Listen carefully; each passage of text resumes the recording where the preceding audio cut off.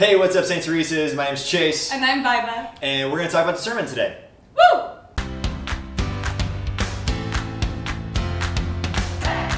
Okay, so like Chase said, we're going to be talking about discernment today.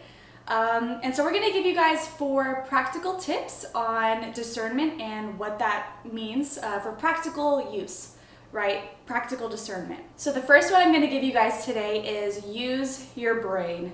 Chase likes to say this all the time. He always says, use your brain because God gave you one. And so what do I mean by that? Well, really easy. The first thing you do when you're discerning or just deciding what to do in a certain situation is getting your facts straight, right? Get all your facts lined up ahead of time. So a quick, easy example of that is someone applying for college, right? That can be a really stressful time for someone in their junior or senior years of high school. Figuring out what college you want to go to. Are you going to stay in state or go out of state? Some people go out of the country. You know, it's such a huge decision in someone's life. And the first thing you have to do is do your research. Get your facts straight. What school has the best option for you financially, for your major, for your family situation? So that's just a really easy kind of practical example. And the other one I want to give you guys is actually one of my own experiences when it comes to fasting, right? Right now we're in the season of Lent, and I always find that right before Lent, I scramble and I'm like, what I'm going to give up for Lent? You know, what are you going to give up for Lent? And a few years ago when I was in college, I decided to do this big fast, and I gave up so many things, and I added so many things, and I was like super pumped. I was like, I'm going to do this. And then a few weeks in, I went to confession, and I was like, Father, this is making me a terrible person. Like, I am moody and angry all the time, and it's just not, I was like, is there something wrong? And he looked at me and he was like, well, did you think about everything you were giving up? He's like, why do you want to do such a big fast? He's like, did you think to yourself, I'm ready for this? And of course I was like, no, definitely not. So he just told me, he's like, Viva, use your brain, you know, when you were deciding what you wanted to fast. He's like, think practically through it. So even just with that, I should have lined up all my facts first and said, okay, what can I reasonably do and give up that's actually going to help me make me a more virtuous person throughout this season rather than turn me into the terror I was being. All right, number 2, in practical discernment, if it's not a big deal, don't make it a big deal. I've had a lot of conversations with youth, young adults, college students, older adults, friends of mine, and a lot of times they come up to me, they say, I have this giant problem, I've been thinking of this situation for just weeks or months now, and I don't know what to do, God's not answering my prayers. And then they tell me what it is, and I'm just like, bro, that's not that big of a deal. Like, you should really just make a decision. And that might sound a little bit cold, but it's true though. This goes kind of hand in glove with like use your brain. Like if it's not that big of a deal, don't make it one.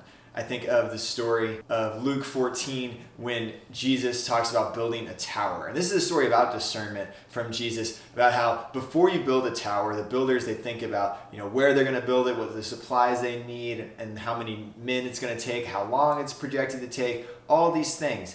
And I'm thinking about, you know, back in Jesus' day when they were building a tower, odds are they weren't sitting there and thinking, you know, what's going to be the best color for this tower in this situation? Because I just really think that purple is going to be way better than pink.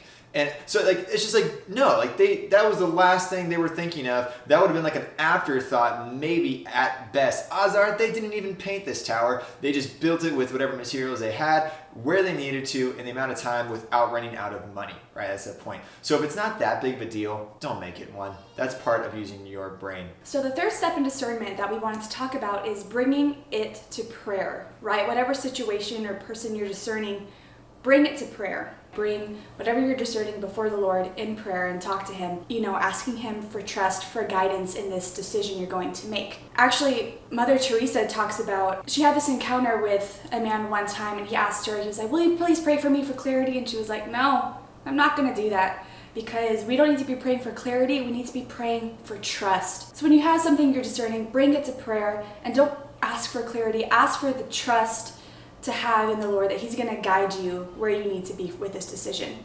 And, you know, that ties in simultaneously with talking to older people, right? Mother Theresa, older, way much wiser. Of course, she's a saint now, but talking to older people that have gone through similar experiences in whatever it is you're trying to discern. Talking to older friends, family members that you trust, that you know are wise, older priests and sisters, whoever it is around you that you can use, and ask them for their guidance, because older people know what they're talking about. So with that, just remember the third step is to really bring it to prayer, ask for trust and guidance, and go to guidance from trustworthy older people that you know, people that are wise and have lived through similar experiences in their lives, and that can give you their guidance and their advice in whatever situation you find yourself in. And lastly, number 4 in making decisions through discernment is to make a decision.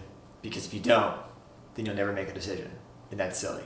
So sometimes we have this situation presented to us, and we have to think and we have to discern what it is, right? We have to pray and all these things, we have to use our heads, but eventually you have to make a decision.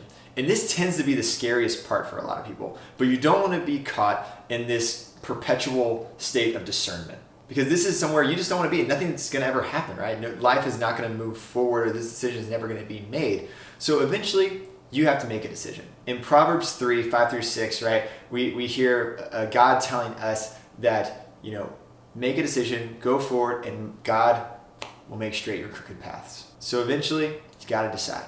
You got to take that first step and just trust the rest to God. Because here's the thing. God either wills good directly or allows things to happen in order to bring about a greater good. So whatever it is you're just trying to decide right now, maybe it's where do I go for dinner? Maybe it's what college do I go to?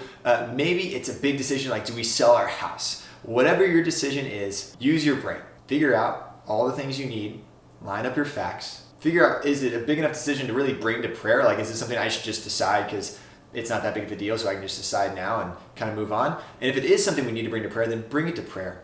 Talk to those friends and family that you trust, get input, bring it to prayer, ask the Lord to give you that faith, give you that trust to make a good decision, and then decide. And leave the rest up to God because He will make straight your crooked paths. So, from our family to yours, I hope this video of discernment helps you decide whatever you need to decide, even if you're stuck at your house right now. And Lena says, if it comes with food, then just eat it. Because that's what she does. Right. Yeah. See? Facts. So if you're craving that Chick-fil-A right now, get yourself some Chick-fil-A. Except for Sundays. Oh yeah, it's Sunday. Shoot. Bye guys.